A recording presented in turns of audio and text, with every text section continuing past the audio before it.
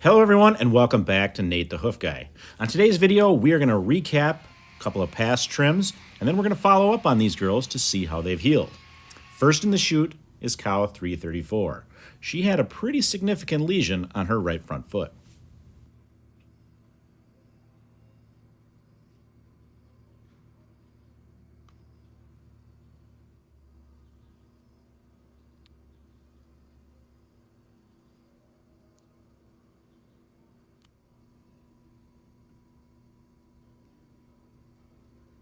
As with all lesions of this sort, we had to trim away all the loose horn from around that lesion to get it to heal, clean it up really well, and we wrapped it with salicylic acid to kill the bacteria that had colonized on that lesion.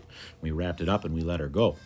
Then, about a month later, 27 days later, we brought her back into the chute to see how it looked.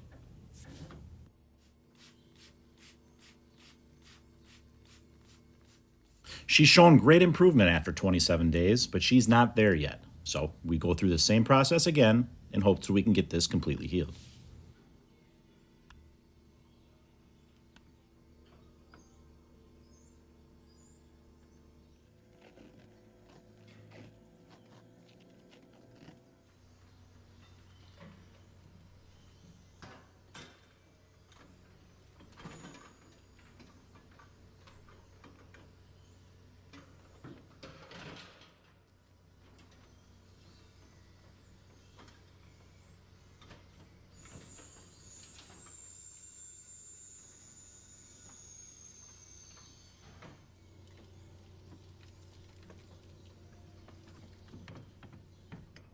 And now we're back after 34 additional days. As we were walking her in the chute, her block popped off. So hopefully, after we've gotten this all cleaned up, she won't need another one.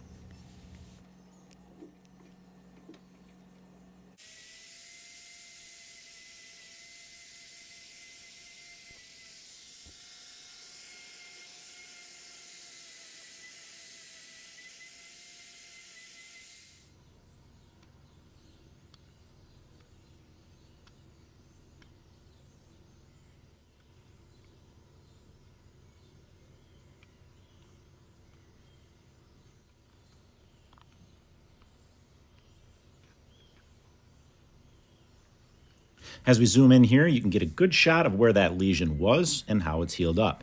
Now, yes, there is still some hemorrhaging there, and one might ask, now, why don't you have to dig that out and investigate that further? And the reason I don't do that is because knowing that this where this lesion is and in its progression that it's actually getting better, it's likely not a problem. Also, if you look real close, you can see that there's good horn up underneath that on the back side of that, and that tells me that that hemorrhaging is simply just from healing up that original lesion. So she's good to go. We can put her down and let her go. Let's do a quick flashback to 2 months ago and then back to today.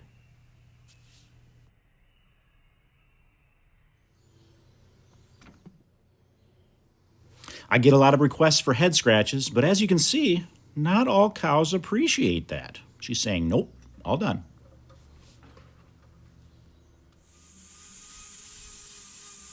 Now let's move on to our second trim of the day, cow 6561. Now, when we first saw her, it looked like she might have a lesion or two in this foot. But as we went to work, we uncovered far, far more than that.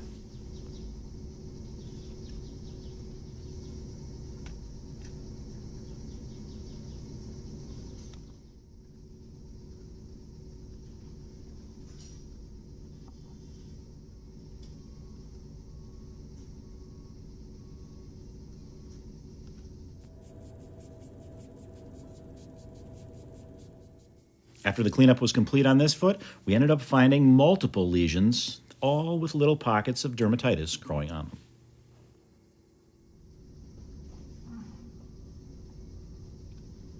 A salicylic acid wrap should be all it takes to get these to clear up, but it's going to take a couple weeks to find out. And that's where we move ahead now.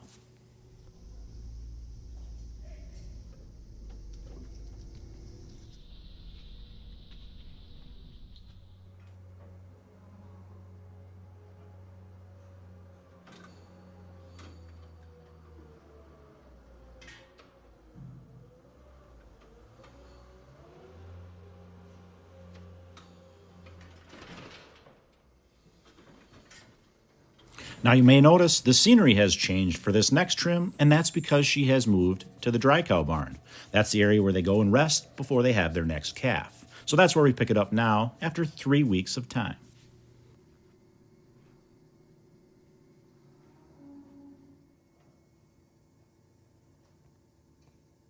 It appears as if all these little lesions have healed, but let's do a little trimming and see if we were successful.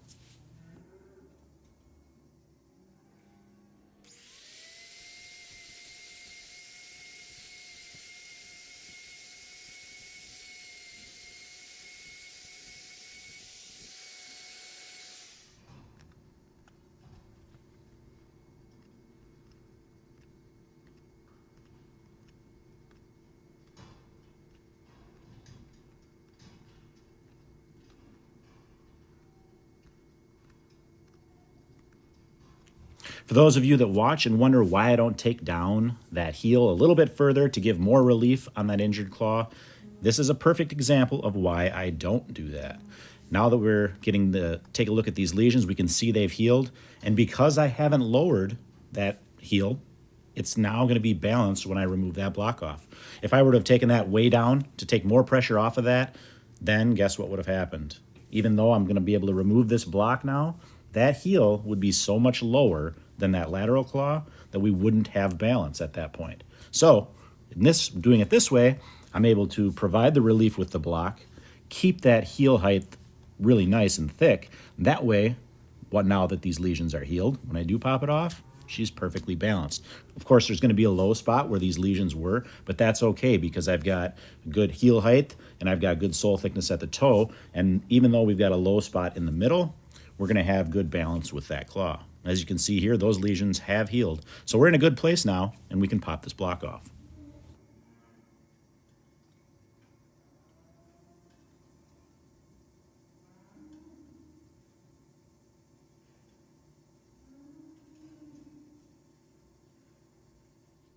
So the way I remove blocks is I've got a stiff piece of thin steel I can slide up back behind that, and I kind of pry and pop it slowly, slide it in, pop it all the way off. Now if this block was really, really stuck on there tight, then I would just take the grinder and buzz that block off that way. But most of the time I can work it off gently using this method here.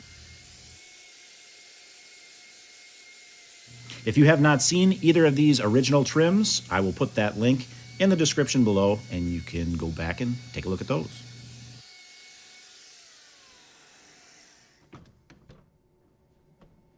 All right, guys, that's going to do it for today's video. I'm going to leave you all with a little more of Jake trying to pull the mud flap off of my trailer. Thanks for watching, guys. We will see you all on the next one.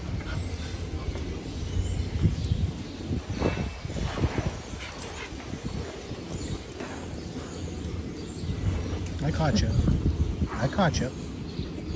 You thought you were getting away with it.